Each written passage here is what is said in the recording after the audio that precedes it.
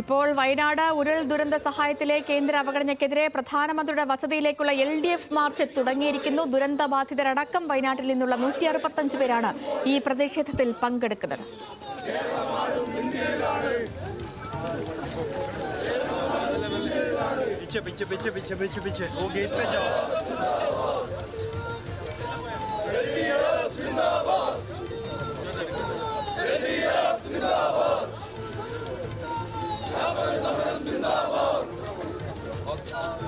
ഡൽഹിയിൽ നിന്ന് വിവരങ്ങളുമായി ശരത് ലാലുണ്ട്.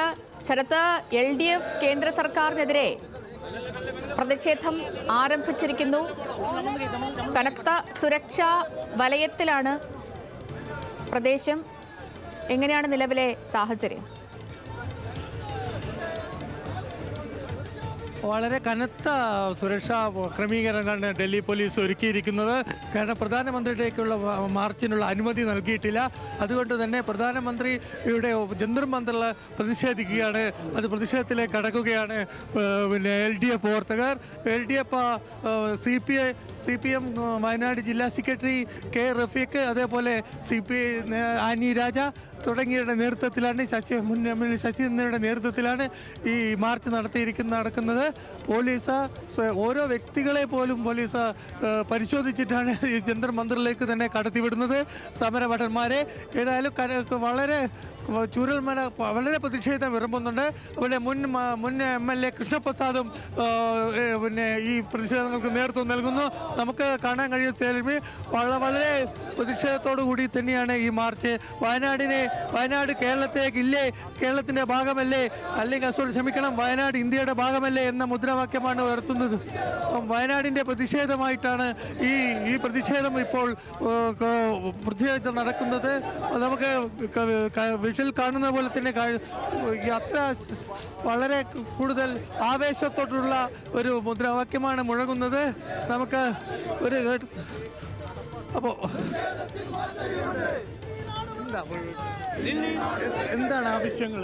ഞങ്ങളുടെ വിഷയം വയനാട് ചുരുൾമല ദുരന്തമുണ്ടായപ്പോൾ ഇന്ത്യൻ പ്രധാനമന്ത്രി അവിടെ വന്ന് ആവശ്യമായ സഹായം നൽകുമെന്ന് പറഞ്ഞു.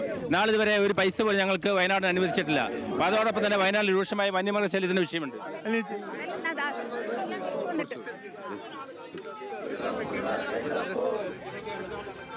അപ്പോൾ നമുക്ക് മാർച്ച് രണ്ടാമതും ആരംഭിച്ചിരിക്കുകയാണ്.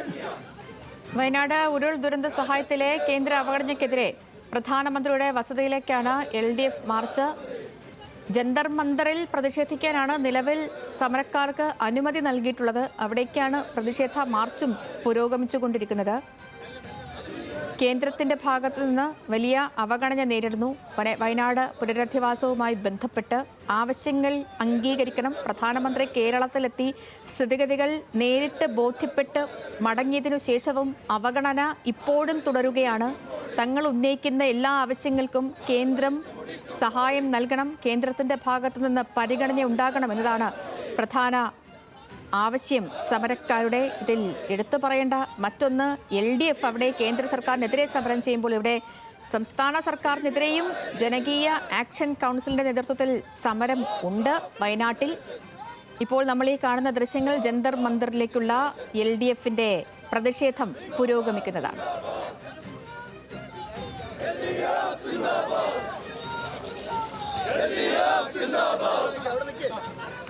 Hello, Mr. Narendra Modi. Hello, Mr. Narendra Modi. If you are a gentleman,